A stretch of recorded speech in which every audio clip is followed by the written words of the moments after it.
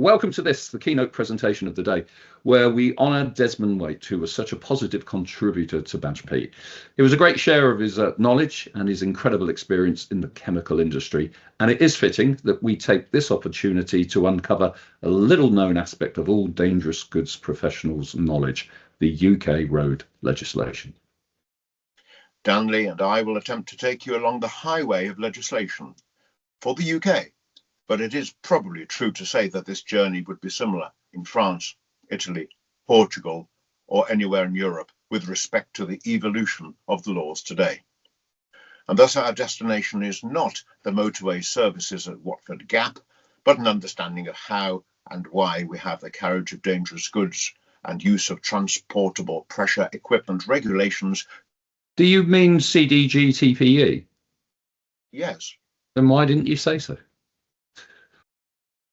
For those of you old enough to remember the Road to movies starring Bing Crosby and Bob Hope, we shall attempt to drag you on this journey on top of or behind the camel so that we may arouse your curiosity and plough our way through the driving forces that resulted in CDGTPE from 200 years ago until the present day. All aboard the camel. Our first stop is law. First mistake of the presentation, and it didn't take long. I think you will find that the song is War, War, What Is It Good For? No, Andy, it's law. It's War by Edwin Starr from 1970, although the song was originally recorded in 1969 by the Temptations for the Motown record label. Well, thank you, Dr. Andrew Wikipedia. You're welcome. Now, what is law? Is law made to apply justice, or does it exist in order that right should prevail? Or does it exist so that the ruling class can control the lower classes? Or are criminals created to keep the police entertained? Now, careful, or I'll set Ken on to you. There are two fundamentally different kinds of law.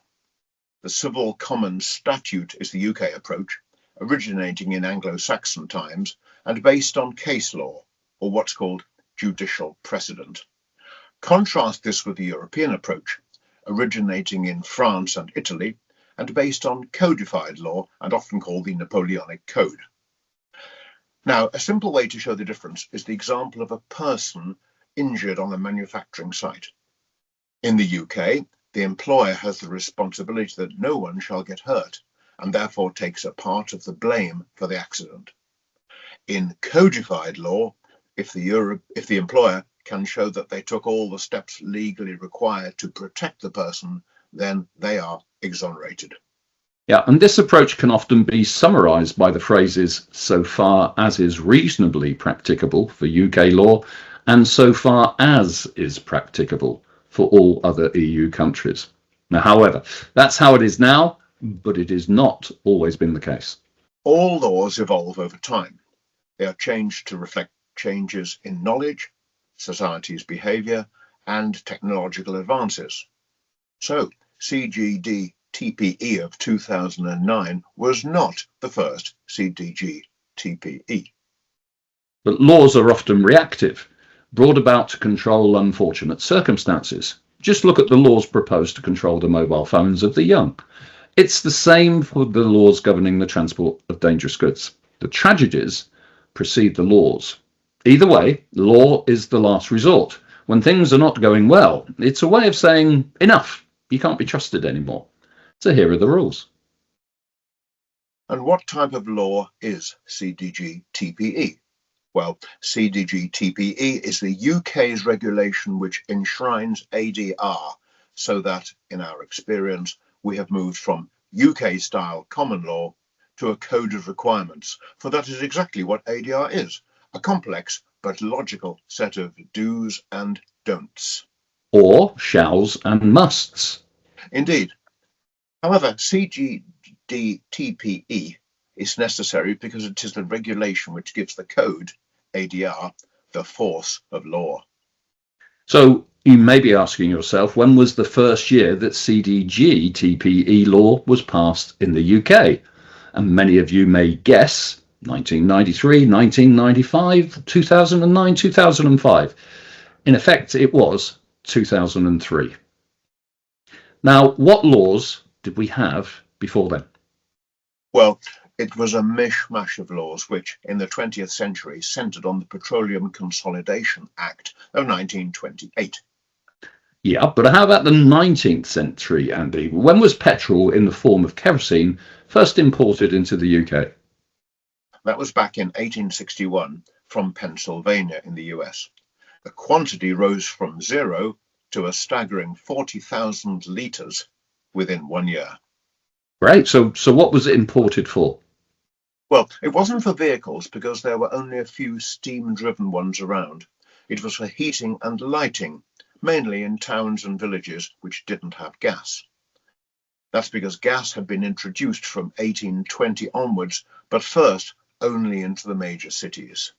Yeah, but surely we had laws to control that use of gas and of kerosene. Well, no, we didn't. Well, why not? Because, as you said a moment ago, laws are often reactive. Here, the problems of the flammability of petrol and kerosene became apparent very, very quickly, and the law had to catch up. So how did the law evolve then? Well, quickly as it happened. First, we had the 1862 Petroleum Act, but that only covered the safekeeping of petroleum. It was a defective act. So it was quickly followed by the 1868 Petroleum Act, but this only covered licensing, storage and sale of petroleum products. Transport had not got a look in at this stage. Okay, so then what? The next law to take effect was the Petroleum Act of 1871. This dealt with storage, sale and testing of petroleum products and their transport. Hurrah! Welcome to Class 3 Dangerous Goods. This 1871 Act replaced the previous two acts and set standards for flammable substances that give off vapour below 38 degrees C, later amended to 23 degrees C. Haven't I seen that number 23 degrees C before? Indeed you have. Of course, this is the origin of the 23 degrees C in the classification of flammable liquids in packing groups 2 and 3. But these acts dealt only with what we know as Class 3 dangerous goods, petroleum products, until... Well, dangerous goods isn't all about Class 3, Andy. It's not just all flammable liquids, you know. Now, who invented nitroglycerin? Do I hear somebody out there say Alfred Nobel? Well, you'd be wrong. It was Ascanio Sobrero in 1846. Nitroglycerin was so unstable it caused many a home, a factory or a laboratory to be wrecked. Sobrero famously said that nitroglycerin was so dangerous that it couldn't have any practical uses. In 1863, the German chemist Joseph Wilbrand invented TNT, but it was still unstable. And just 4 years later, Alfred Nobel invented dynamite, a far safer way of using TNT. And welcome to the world of Class 1 dangerous goods. So what did the British do as scientists all over Europe were blowing up themselves and their laboratories? Well, the British weren't immune from accidents. So in October 1874, 2 barges carrying gunpowder ignited and exploded on a London canal. 4 people died. So in came the Explosives Act of 1875, the relevant legislation from that period concerning dangerous goods, including petroleum. So, was that the first dangerous goods legislation other than for petroleum products? Yeah, well, in answer to that, perhaps we need to look at how chemicals and their transport have evolved over the last 200 years. Can anybody out there remember that far back? Yeah, me. I'm sure Yeah. I can. You're not that old, Andy. Anyway, I like images. Would you like to see this map? Well, I don't think I have a choice, but actually, Dan, I love a good map. Okay, well, this highly colourful map indicates the natural and dominant mineral and natural resources within the UK around the 1800s. Interestingly, most of them are still here today: coal, salt, iron ore, limestone. Now, coal, and there's a lot of it, is shown in black. Our metals, iron, copper and tin, well, they're shown in red. Our woolen resources are centred in the south of Scotland and the home counties to the west of London. Everything else was animals, grain or fruit. If you were setting up a business, or in those days a factory, being close to the resource helped. But what if you couldn't do that? Well, suddenly transport became ultra important. Coal for the generation of power meant that factories could produce so much more products, so they needed a better supply of raw materials, processed chemicals, and coal. Now let's look at the transport supply chain for chemicals. Bulk or upstream chemical products were made near the source of the raw materials. For example, chlorine and alkali for synthetic chemicals like dyestuffs were produced near the salt deposits, such as Cheshire, or at St. Rollox in Glasgow, and pig iron was made near the coal mines, such as in the Midlands or Yorkshire. But going down the supply chain, the more numerous smaller volume chemicals were better made near the point of use. For example, woolens and linens needed alkalis. Salt was available only in small quantities locally, so when the woolen and linen industries grew, local supplies could not meet the demand. The transport revolution was on its way. Canals. These offered bulk movement at a serene pace and condition. But Dan, wasn't that a negative aspect of canal transport? Well, not if you're moving explosives. They present a very smooth and safe method of transport. But inevitably, railways gradually replaced canals. They offered a greater range and speed for taking raw materials to the factory and for removing the finished goods to the ports and markets. At this stage, roads were only used to supply the factories and consumers from the rail stations or railheads. The main mode of propulsion was still the horse. The UK put up with a lot in those days. The factory conditions were appalling, the workers had no rights, and pollution went untreated straight into the environment. Now, as a Brummie, I know full well that in the 1950s, the electroplating industry of Birmingham deposited its waste cyanide into the canals and rivers as if they were drains. Then there was also smog, that mix of smoke and fog, the semi-permanent mist of sulfur dioxide from the burning of domestic and industrial coal, dissolved in the water droplets of light rain and responsible for millions of deaths in the UK over more than a century. It sounds quite an unholy mess, and our Prime Minister hadn't even been born then, so they couldn't blame him for that, or her. The UK's chemical industry centred around chlorine and alkalis, mainly because of our cotton and woolen industries. Further uses of chlorine emerged later, such as in paper making, pharmaceuticals, plastics and disinfectants, to name just four. Legislative control on the chemical industry was focused on the factory conditions, protecting women and children and controlling the factory's emissions into the environment. The 1874 Alkali Act was primarily aimed at the St. Rollox works. I beg your pardon, Dan, did I hear that right? What, St. Rollox? I see, my mistake, you mean the chemical works. Yes, Andy, the chemical works in Glasgow, but the Alkali Act could have been applied to any one of the acid and alkali factories that were present in the northeast and northwest of England. So is that the first mention of the laws to control dangerous goods of Class 8 corrosive substances? Yes, but transport wasn't the focus. Rather, it was the environmental pollution that drove the act.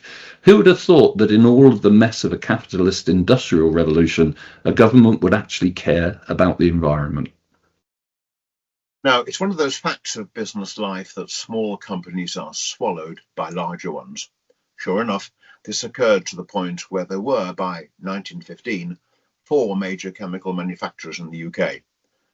Brunner-Mond, Nobel, United Alkali and British Dyestuffs. And they decided to merge into one in 1926 called ICI. And this was on the model of the German company IG Farben. And as a large conglomerate, ICI utilised both rail and lorries to bring in the raw products and to take out to the markets their finished products. And as we shall see, ICI's reach within the UK was extensive. The invention of the internal combustion engine, or ICE as we say these days, in 1860 heralded enormous industrial change. The ICE slowly, gradually replaced steam power. The Industrial Revolution was powered by steam. To make steam, you need to boil water.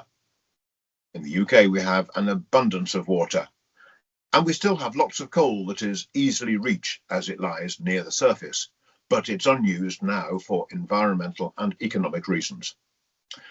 Petrol and kerosene were seen as alternatives. They come from the refining of crude oil. At first, it was welcomed as a new method of lighting homes and factories, which up to that time were illuminated either by candles or whale oil.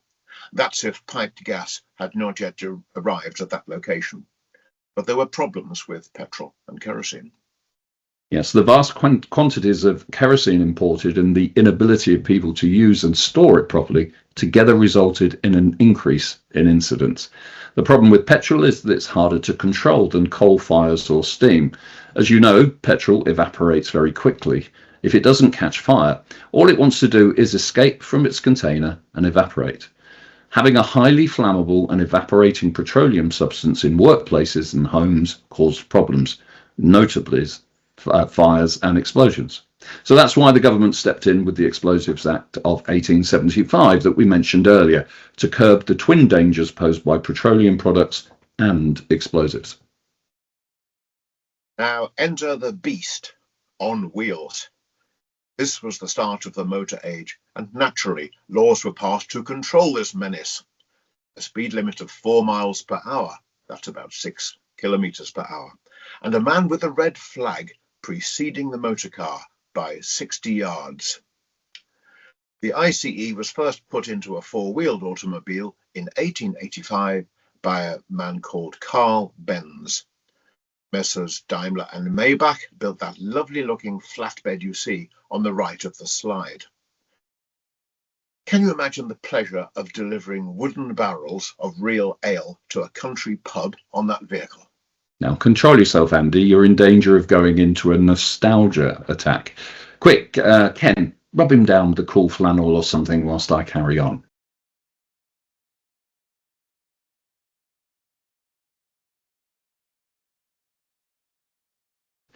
The development of the internal combustion engine, the motors and the vehicles, as well as steam wagons, continued apace for the next 30 years.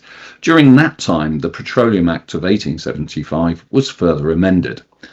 In those days, where do you think you went in town to buy petrol for your car? Maybe the pub. That's where you go to buy spirits. Ken, give him some more flannel, will you? You're obsessed with beer, Andy. Try again. All right, maybe the pharmacist, because petrol is a chemical after all. Good try. And in the bigger cities and towns, yes, petrol was bought at the pharmacist. But in the smaller towns and villages, surprisingly, you bought your petrol at the blacksmiths. And it was probably delivered like this.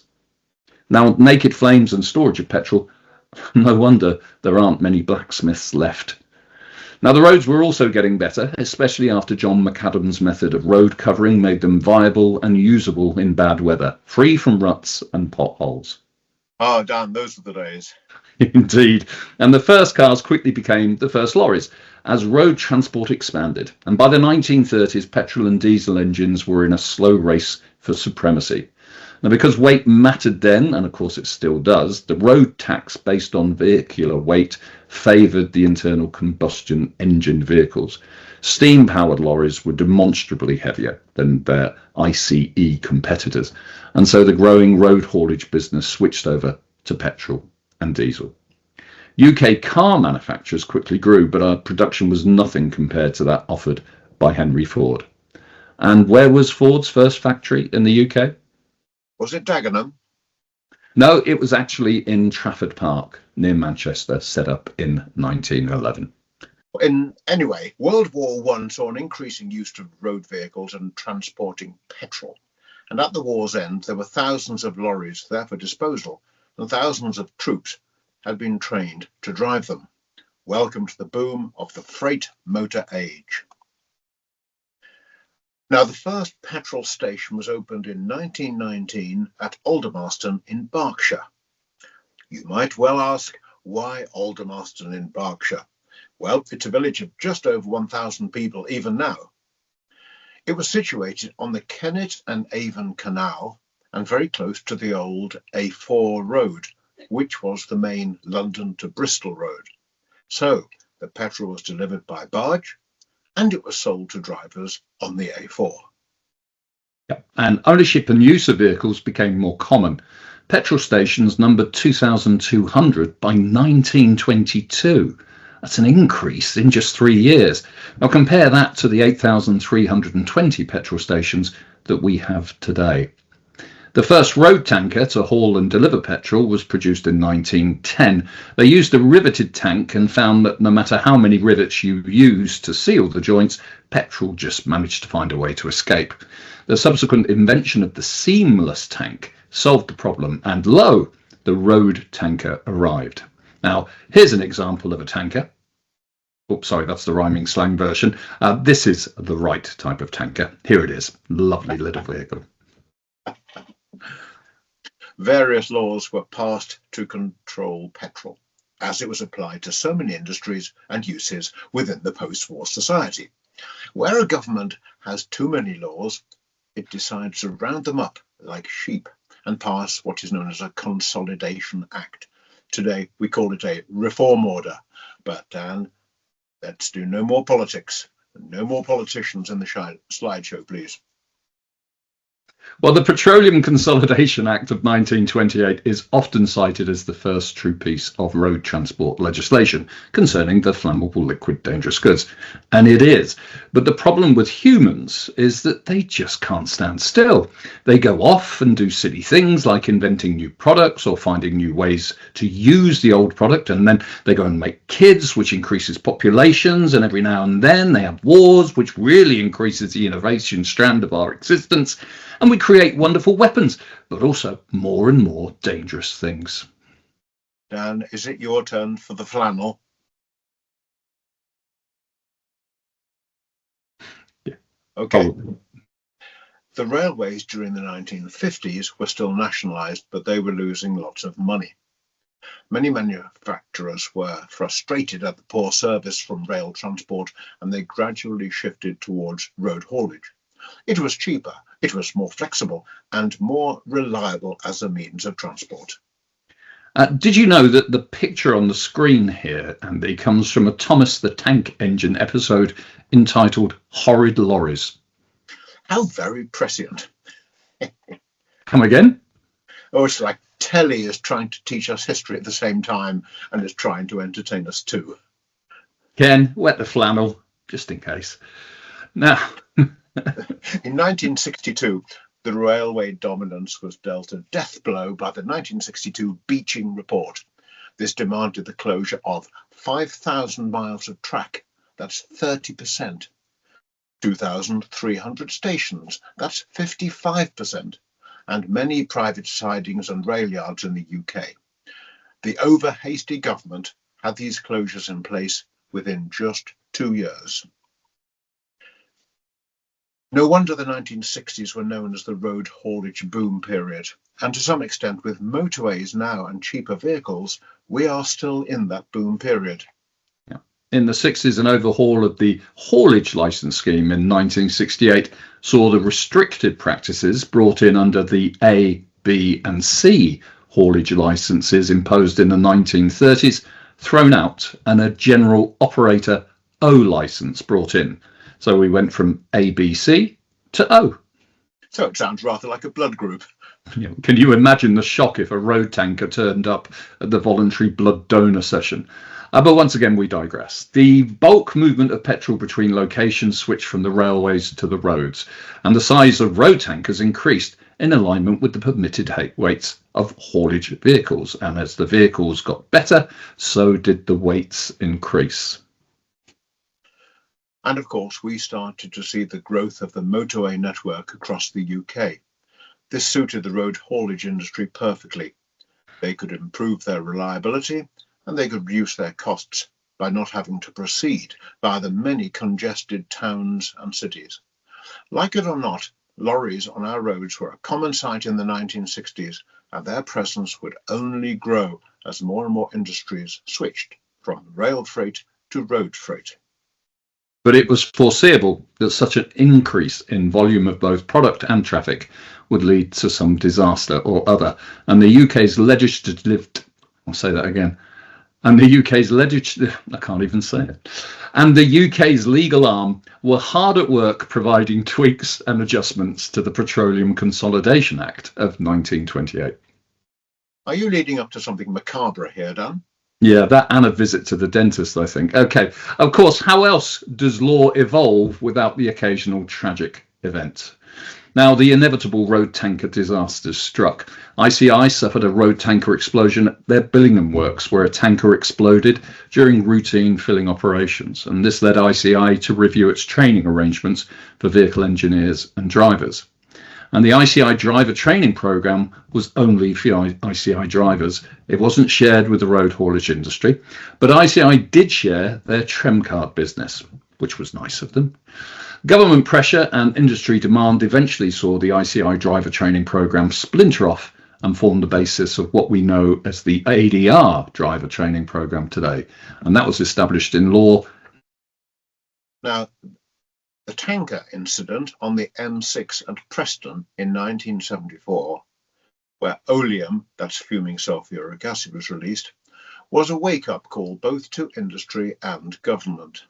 In that incident, one of several at the time, a nurse went to help the driver and was fatally exposed to the acid. This incident brought into being the Emergency Action Code and the ICI driver training program. There are also significant fire and explosion events involving storage of flammable liquids, Dudgeon's Wharf in London, and an explosion at the chemical refinery at Flixborough. These, plus the road tanker incidents, were justified as sufficient evidence to set up a national chemical emergency centre and to adopt a chemical emergency action code, as Andy just said. And this was to be displayed on all lorries carrying chemicals so that the emergency services could be informed as to the correct initial action to take when dealing with a roadside emergency involving one of these vehicles. And lo, the EAC was born. And it wasn't just the UK that were having a bad time of things concerning the road transport of chemicals. Europe was at it too. Two significant events occurred in Europe that created a regional consensus to make things right for tanker haulage. The first was, in 1976 in Hungary, a cargo of liquid ethylene overturned and caught fire. It took more than 20 hours to extinguish the fire and 2 people died. Hungary joined the ADR agreement the very next year. And in 1978, a tanker carrying 23 tons of liquid propylene exploded at Los Alforcas in northern Spain. The explosion killed over 200 people and seriously injured 100 others. Both incidents made countries in Europe take positive action to bring into being the ADR agreement that they had all signed back in 1958 and 1968.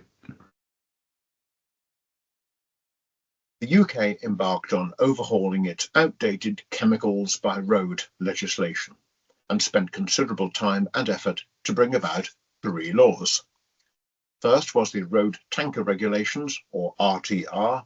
Next was the Classification and Labelling of Packages, or CLP. And lastly, the Conveyance of Chemicals in Packages Regulations, known as PGR. And in the view of the government, excellent progress had been made to prepare the UK for entry into ADR once it was agreed. And yet an event from what was thought to be a tightly controlled and trusted area of road transport, the transport of explosives, was about to shatter that progress. The movement of explosives has been one of the earliest legislative controls, I said it, that had been improved following amendment after amendment. And in the 1980s, it was, as it still is today, a niche area of road transport with tight controls and suitable safeguards in place. Now, in 1989, on a small industrial estate called Fengate, just outside Peterborough, a van delivering explosives got lost. Now, remember, this was in the days before sat-nav. The van had to perform a U-turn to go back along the way it had come. The U-turn was performed using a car park of a small manufacturer. As the van entered the car park area, it drove over a speed hump, the force of which was sufficient to cause a small packet of explosives to fall to the floor and explode and then ignite. With a small fire in the back of the vehicle, the driver and his mate quickly left to summon the emergency services. While the fire service was making its way to the site, all the factory and office staff were watching the spectacle of a burning van in their car park without knowing that the van contained 800 kilograms of explosives. The fire service arrived, and while conducting their initial assessment of the fire, the van exploded. One fire officer was killed, and over 100 people were seriously injured, principally from flying glass. Suffice to say, Fengate was a turning point.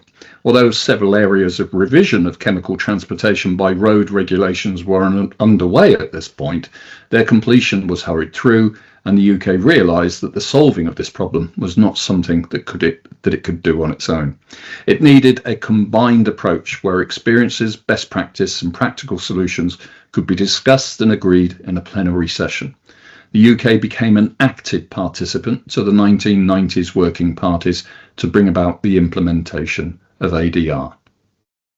Now, it's important to pause here and examine why it was that ADR was so important at this time. We all know that ADR is a product of the UNECE, but what is the UNECE? At the end of World War II, nations combined to form an organisation where global matters could be discussed and solutions could be found to common problems. The United Nations is not a peacekeeping organisation, it's a peace-promoting organisation. And it's set up on the premise that if nations were able to trade with each other effectively, then the causes of war would be reduced. The UN set about creating economic regions. The one that covered Europe was UNECE, the UN Economic Centre for Europe. And it set about implementing international standards to allow nations to rely on each other and trade with each other.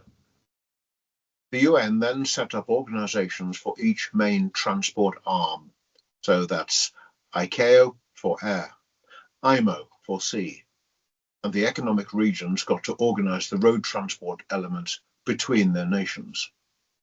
Following the publication of what's known as the Orange Book in 1956, UNECE called all European nations and asked them if they wished to join an accord, one that would enable seamless, hassle-free and safe transport of chemical substances and products by road through each member country. Many of the invited countries signed up to the Principal Accord in 1957. Now, signing up is the first step. The next is to commit the accord and enshrine it into your own national legislation. Now, the commitment to sign took place in 1968, and the UK was now committed to implementing ADR on an agreed timeline. The United Nations had to sign off on this agreement, and this they did in 1975, and the timeline was agreed. ADR to be in place by the year 2000. But Preston, Los Alforcas, Fengate were all timely reminders for Europe to get on with the agreement and provide the substance, and this was duly performed with gusto in the 1990s. Now, ADR working groups were set up and discussions were had and agreements reached as to what would be the agreed content in each of the parts that would make up the annexes to the articles of ADR. Now, as each new area of dangerous goods compliance was discussed and agreed, the UK brought about changes to its own national legislation to update its arrangements and prepare the industry for the changes to come. And this is why we see a flurry of legislation changing key elements in our own chemical road haulage industry and preparing it for the changes to come when ADR was finally delivered. Thus, driver training regulations appeared in 1992 and 1996. Pressure vessels appeared in 1996. And then the first carriage of dangerous goods by road regulations in 1996. and these are regularly revised and amended. That's every 2 years, with the latest updates and content from the ADR working groups. DGSA's, Dangerous Goods Safety Advisors, had their own regulations in 1999. And ADR was finally adopted as the UK's Dangerous Goods Transport Code in 2003 within the CDGTPE of 2003. And that was amended every 2 years until 2009, when that year saw the completed legal framework for the use of ADR as our national standard under Regulation 5. And this is what the remainder of the seminar is about. Well, that was a quick whiz through the 1990s, Andy. It had to be. Les has only given us 45 minutes, and you know, Dan, I sense the need for some stimulation. No, Ken, not the cold flannel again. And Andy, let's end with the last look at the maps, but this time side by side. Yes, now these maps do show a correlation between our natural resources and the factories. And those factories are the centres of the Industrial Revolution, which continues to this day, as we are still in the throes of the Electrical Revolution. Within the computer age, and if we were to extend these maps to show the modern industries. Do we have any? We have some, yes. Plastic manufacturing, pharmaceuticals, detergents, surfactants, to name but a few.